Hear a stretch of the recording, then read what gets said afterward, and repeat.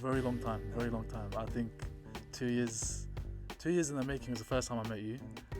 2 years later, there's obviously a pandemic, but it's honestly a pleasure to be sitting here with you. Brother, I mean, when you reached out, obviously, Yeah. like early around Christmas sort of time, and it was like, yeah, man. I was just like, yeah. It's been such a long time Yeah, since yeah, we've yeah. done it.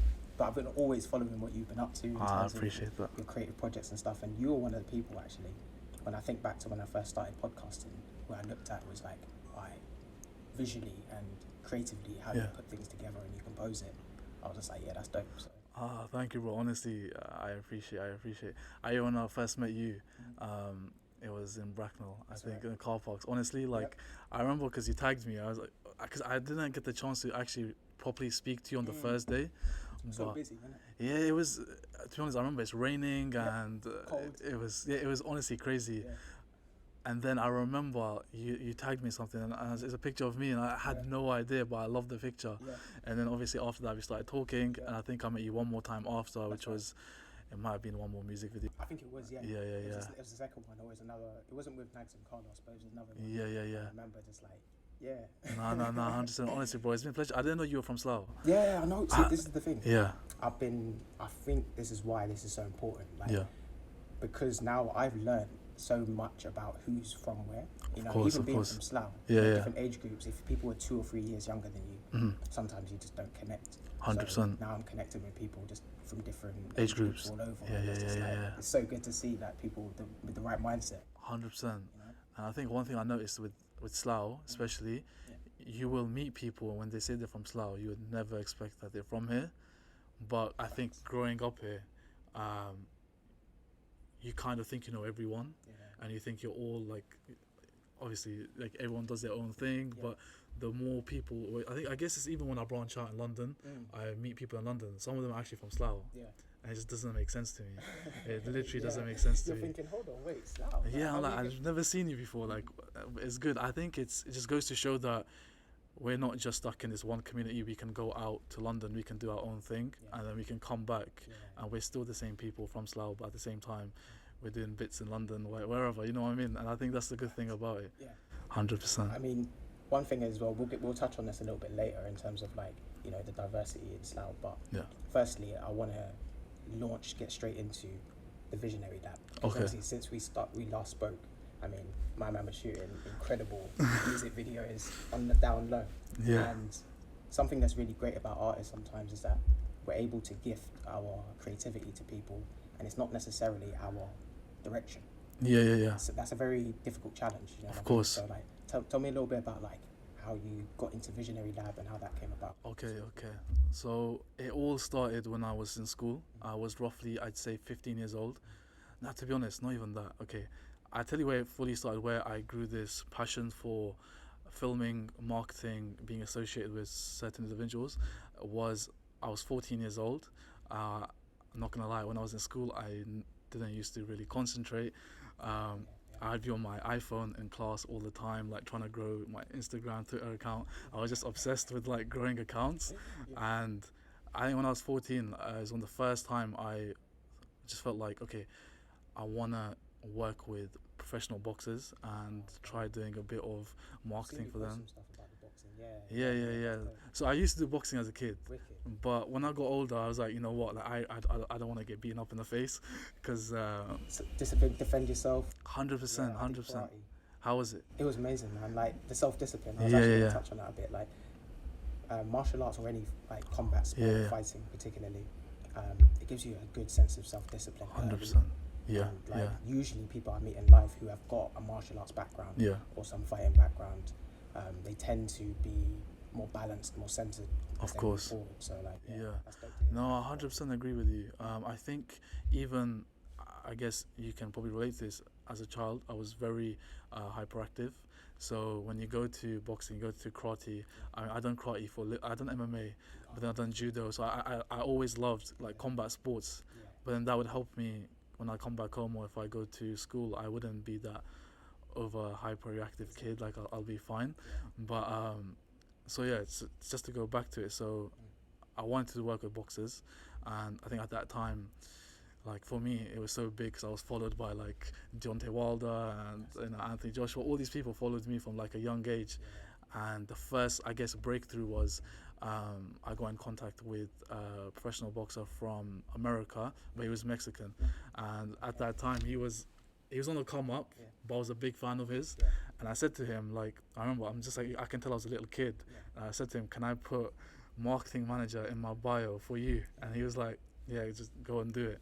And I actually got him a few deals off that, but they were small deals like, you know, like clothing companies and stuff like that, where they customize his clothes while he's training. I done a few of that, and then I got one with Lucozade for him. And I'm just 14 years old, and I don't even know what I'm doing. 14, literally, I just didn't know. I'll be honest with you, I didn't know what I was doing. I just felt like I was, utilizing social media. At that time, I think, right now it's very advanced, and people have proper careers from it. But back then, it was on the come up, and we were all doing our own thing. So I was doing that. There's one funny story. I don't know if you know who Eddie Hearn is. Yeah, of course. Yeah, so he must have followed me, and he DM'd me, and he said to me, so basically what happened is he was the promoter for Scott Quick, who's a professional world champion. And at that time, he wanted him to fight the guy who was his marketing manager, Leo Santa Cruz. So he DM'd me, and then I think I replied back saying, you're contacting the wrong guy. Like, I'm just a 14-year-old kid. And honestly, and then it's so funny because he went on my account. Because again, as a kid, you talk rubbish on Twitter, and he laughed about it, and he just unfollowed me, and then that was it. Like, you know what I mean? And I, honestly, for a quick sec. But kind of I think it's like one of them things. I met him 2 years after, and I brought it up to him, and the same thing. He goes, "I remember who you are," and he just laughed about it. So I think that's when the whole marketing aspect, I really liked it. But I didn't really know at that time what I was doing, or if it even was marketing. I just felt like, you know, he was utilizing the things in front of you. Yeah, 100%. And then I was in school. Didn't really enjoy what I was studying at the time. So I was waiting, okay, like as soon as I'm done, I don't want to go to university.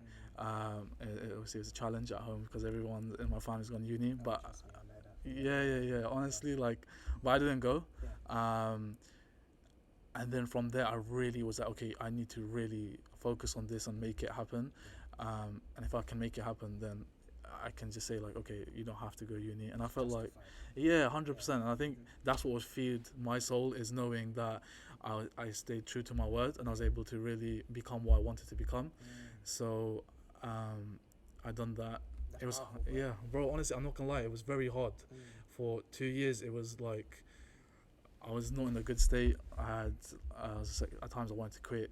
And I was like, you know what if I just do go uni? But then I was just like, obviously it's like, I wouldn't say it's an ego thing, but I think a lot of us, like at a young age, we always say we don't want to have a boss. I think you're right. It's a bit of an ego thing. 100%. You don't want to be controlled by someone, and you don't want someone to tell you what to do, and all of this and that. And I think with me, I always had that issue, but then I did actually get a job. So I've only had one job in my whole life, and like, not gonna lie, like, it doesn't make sense to me because I've had job interviews at that time, which was like marketing, and they were like, I remember I went to one interview, they said to me, you're really bad at sales, we don't want you. And like 1 year later, do you know what I mean? Like, I was just like, okay, cool, and I left, and I was like, fine. 1 year later, I then closed like 15 deals with huge companies in London, and I was just like, should I just go back and say to him, was I really not good at sales? But I was just like, again, that's another ego thing for me to go and do it. Yeah, exactly. But fighting against that constantly. 100%. I think with me, I like always to stay humble, because at the same time, like, I didn't come from nothing. So if again, I don't need to prove I don't need to prove anything to anyone, so I can just do whatever I want to do. Remain blessed. 100%, bro. So I think so. Where Visionary Lab came was when I was doing a bit of freelance. So this is when you knew me. I was doing music videos and stuff like this. To be honest, I enjoyed making videos and visuals. I wasn't a fan of doing music videos. I'll be honest with you. I mean, I was associated with people, like even in Italy, like huge artists to this day. I was working with people who now they have 4 or 5 million followers in Italy.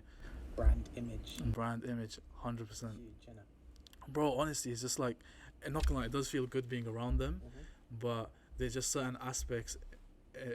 Well, I'm talking about the people I worked with in Italy, like stuff that they do, their lifestyle. I don't agree with it, and that's not about my lifestyle. So then I left that, and I was like, okay, but I've worked with some artists, maybe I can, make a bit of money doing music videos.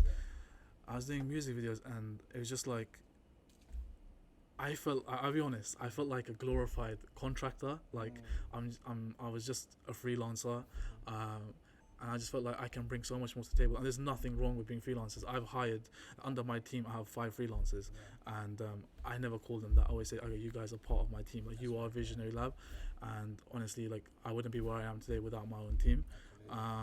Bro, I'm so humble and grateful for my team, and I guess Visionary Lab really like took off when I just realized that I just can't be doing. I have to really transition. I can't waste my young years.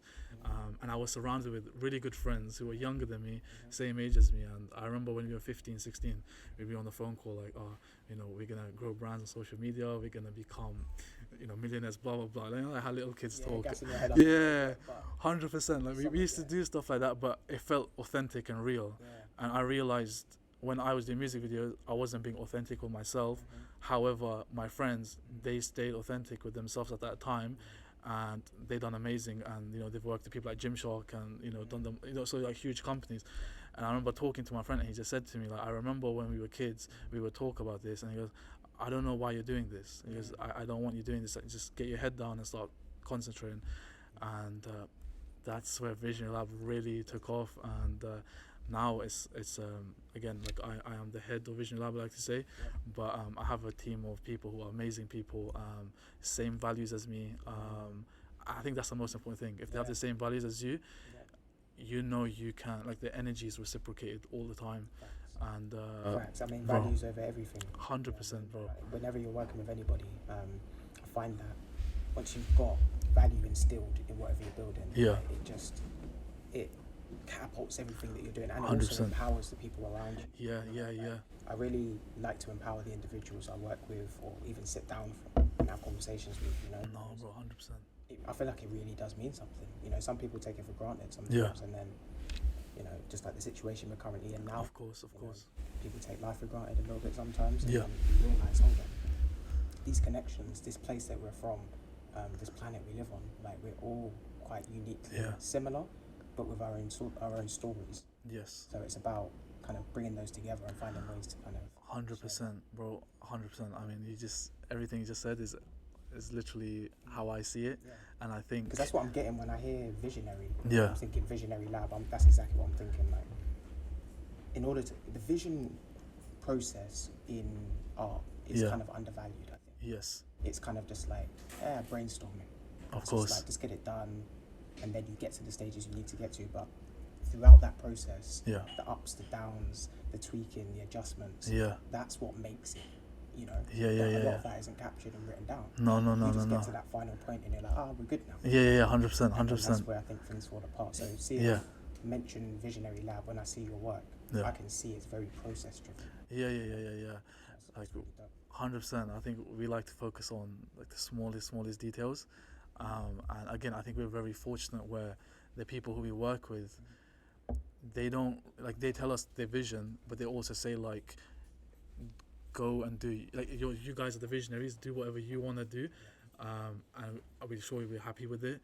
And again, like, one thing I hear a lot from, like, a lot of people is when they work with some clients, they have to do, like, retakes, and we actually haven't really had that much, maybe, like, here and there, and they really trust us. I mean, some of the clients that we have, honestly, the most important thing is they're my friends before they become my clients, and I think that helps a lot, having that emotional bond and that connection, that they trust you and they say, okay, go on, like, you can take on this project, this one will be great for you, this will be great for you, and they're not there going to say, oh, can you do that again, and I think that's one thing that puts loads of people off when they want to start their own creative business, is just the fact that the money might be good, but you're doing like 100 retakes, and time is honestly so important. I think time is more important than money. Money comes as a byproduct. Bro, that's 100%. And I feel like in the beginning, when you first start, you just think about money, and then when it starts coming, you're like, okay, it's coming, but now I should be making more because I feel so much more tired. You will never feel satisfied with what's coming your way. So when you start seeing it as how can I be time efficient and be clever with my time, you already know the money's gonna come as a byproduct. You're not gonna question, is this worth the time I'm putting in, if that makes sense. I think that was one learning curve for me, was not having the right foundations in place for Visionary Lab. Well, like, I guess now it's like having retainers in place, contracts in place. I don't even like my clients even having the thought of manually paying every 30 days. I have it all on autopilot, because they never have to question, should we still work with this person? Even though I know they will work with me. Like, even with me, if I knew Netflix was going to say at the end of the month, pay £5 manually, I would question it, even though I'm always on Netflix. Do you know what I mean? So I never want to give that option to anyone. And I think it's something that, okay, it can sound a bit, I guess it sounds a bit weird saying it, but when you run a business, like, that's how you need to process your business. And when it comes to business, like, clients understand that, and you're also saving their time as well, because they're not going to manually go and have to pay you every month. If they miss, then they know they're not going to be working with you for that month or those 4 days. You can mess up campaigns and stuff like that. And throw things out of whack, timing. 100%. I mean, bro, when you just mentioned something really, really good that I wanted to just point out. When you was talking about the fact of you would like to be friends with your clients, work with them. I mean, that tends to be quite a conflicting narrative in today's society. Of course. People like to count the money first, make sure the bottom line's sorted first, and then worry about the business. And I think I agree with you. I think that my best successes and the jobs and experiences that I've gained the most from have all been because I've gained something. It doesn't have to be pure friendship and like we're going out meeting all the time. But I think when you gain and you build rapport and you understand and you see each other's similarities, likenesses, that I think is the key recipe to building success in business. And I think you see that so like evidently now with the pandemic, because people are now refined and restricted back to their local areas, and they're now starting to look at, okay, who's in my local community, who's in my local circle, who can I reach out to and collaborate with. 100%. And one thing I would also like to say as well is, relating to the pandemic we're in now, is if you, like I said, if you do become friends with your clients and you have that connection with them, when the pandemic happens, when you call someone on the phone, are they going to answer, or are they going to say, we got you? If you have if you were friends with your clients, they got you. But if you just kept it as money only, business only, no, like, we care about our own business. You go do your thing. We see you once the pandemic's over. So I think it's very important, and I think loads of people now, I think it's an ego thing as well. And I guess they watch movies like, I don't know, Wolf of Wall Street, and they think like, oh, I'm gonna be this alpha male.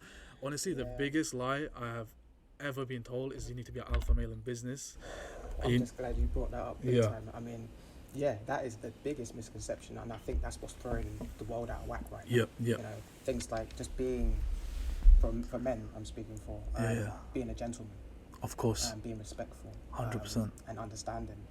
Those things are seen as soft in some scenarios. And I think that is our biggest problem, because then you throw the whole emotional, logical battle out the window. Do you know what I mean? You're just kind of like, well, you're not good enough for me, you're not good enough for me, and then you just clash.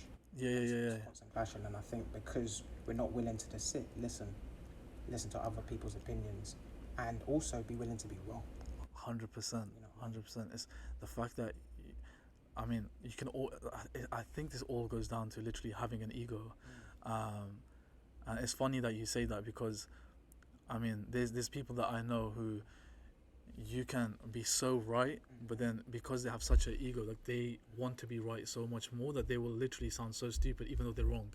And it's okay. Shift the narrative, shift the the goalposts. And I guess it's okay to, like, I don't know why, but I think, especially again for men, I think it's fine to agree with another man when it comes to business, for example. When it comes to work, like, it's okay to agree with them. You don't need to always be macho and prove a point. And I see that so much.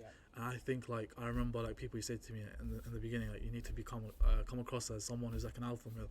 I was like, okay, but then I'll be going against my own values as a person. And I did try it. I'm not gonna lie, I done it one time, and I remember sitting down in the meeting, and I was just like, no, like, I feel like I'm disgracing, like, every relationship I've made to this point, every person I met, every hard work I've done was because I stayed true to myself. I was a gentleman, I was nice to people, and with me, the most important thing, I want to help. And when you want to help people, I think that's the most important thing. I can't think anything will go wrong if you're really trying to help someone. If you have these, like other thoughts, outside thoughts. I think that's when things can go wrong for you. And I guess that's like karma. I don't know, like however people want to see it. I see it like God watches us, everything that we do. And if we're not authentic and we don't have like a God first mentality, that's when things can go wrong. The monkey brain in your head can start, chattering, and you're going to start doing things which is just going to attract negative stuff. And I think that's one thing I see a lot, especially in the kind of industry now. I wouldn't say lack of faith necessarily, but faith obviously comes with discipline. And 100%. comes with that. It removes the ego. Yeah. You know what I mean? I talk about that a lot in terms of trying to remove ego from whatever you're building and you're doing, because it drastically changes and shifts your way of thinking. 100%. When you're not there to win. Yeah. Do you know what I mean? Some people are like, what do I got to win? How do I got to get the most money? How do I got to get the more clients? Yeah. When you just sit back and realize, hold on, like, it's about quality. 100%. Do you know what I mean? It's about how well these experiences are going, and then the direction that you follow. Bro, I have to agree. I think once you start, I guess ego can help you in a certain, I think completely diminishing the ego, I don't think it's a clever thing to do, but I think the ego is a lot of stuff. So it's like jealousy, it's being aggressive, it's a lot of things, greed. I think let's say you deplete your ego, and then you go about your life, because you need a bit of an ego to say, okay, I want my business to be number one. That's still an aspect of having an ego, but you should have that, because that also relates to you have a drive, you have a passion. But when it comes to jealousy, greed and stuff, like that's what you have to get rid of. When you get rid of that, you genuinely feel like, okay, my soul is calm, and you will attract good, you will do good. I'm a firm believer in that, and I think with me is, I think I'm very fortunate that I always said to myself that maybe I'm not good enough because I'm not this macho man, or I don't come across as like this egotistical person. And in the first 2 years, I just found it so hard. But once I started accepting and being like, you know what, like I have a God first mentality. I'm doing everything for God, and at the same time, I'm not, spending my money on dumb stuff. Like I'm staying grounded. I'm trying to take care of family, doing a bit of charity, having those in place. I think that helped me a lot. And then I started attracting clients who now are honestly, like last year, 2 months into meeting one of my clients, who's now one of my best friends. We went to Amsterdam together. We go abroad together. Like we're really good friends, 100%. And like the owner of Elan, I honestly, like I always say that she's like my older sister, and I haven't even known her for more than a year. But one thing, I see a part of me in every one of them, and I see a big part of them within me. We have the same values, and that's when you start seeing the good in life, because I feel like you start feeling like, no, like everyone's just like following this greed, they all want to do their own thing. But once you start attracting people who have the same values as you, they will only then bring in more people to the circle who are going to be just like them. But again, it's a reflection of you as well. And I think deep. Yeah. It reminds me of the statement when people say you are the company you keep.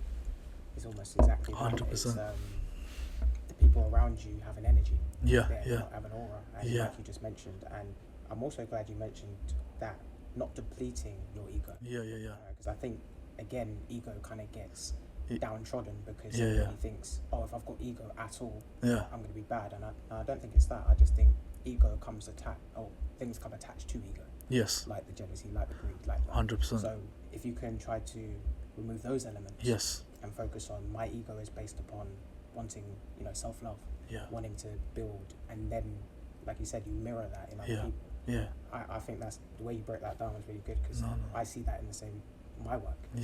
Especially as a photographer, capturing people, I see a piece of me in them now. Of course. So I took that photograph of them. It's quite deep when you think about it. No, 100%. Meaning, values. I mean, that's I mean, from watching Visionary Lab and seeing the kind of people and the clients you work with, it's, we all have our own style.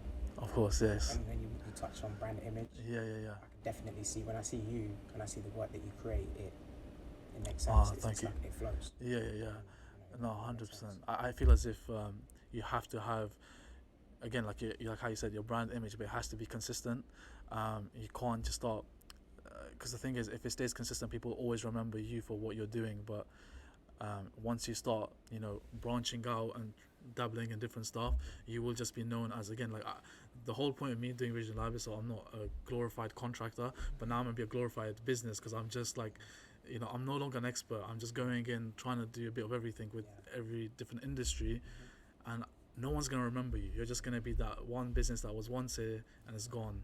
But the reason why the people like Nike and Adidas are always here, or Elon Musk is the person also behind the brand.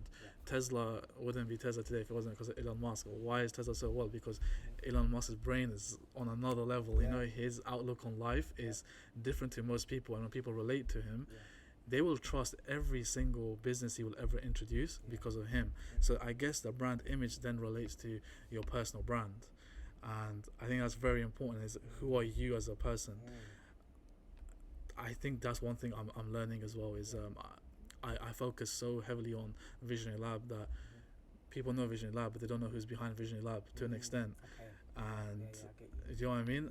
And again, I don't want to be known as bigger than Visionary Lab. I just want to be in synergy with Visionary Lab. So, you know what I mean? Yeah, great word, synergy. Yeah. Like I say it exactly the same way with Eunice Day. It's kind of, I see it as you're living vicariously through me. Yes. The brand. And some people can say that, like you're putting yourself in front of the brand, and it should be about, other things. But like you just mentioned, Nike, big brands. They have stories, and then they have people that connect to those stories that you remember. 100%. And then, it's like every ad campaign for Nike. It's always about a person's story. 100%. Sharing of a story. Like, it's hardly about the actual style of the shoe or the latest thing they've created.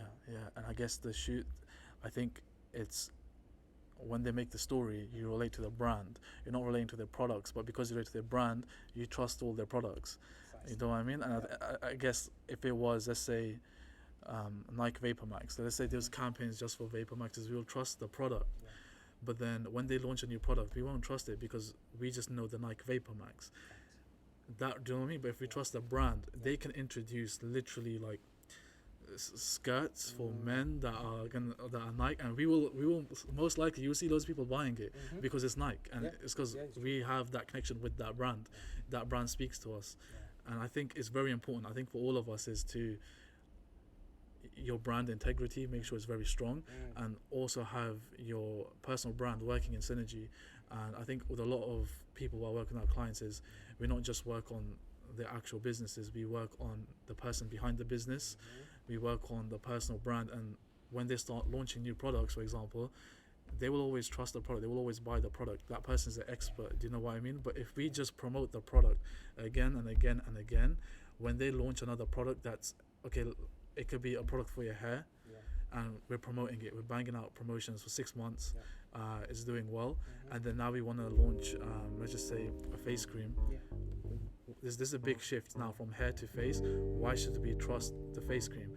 We should be, that's what I mean. So if we were trusting the person behind the brand, promoting them, they can launch anything they want, and it will do very well.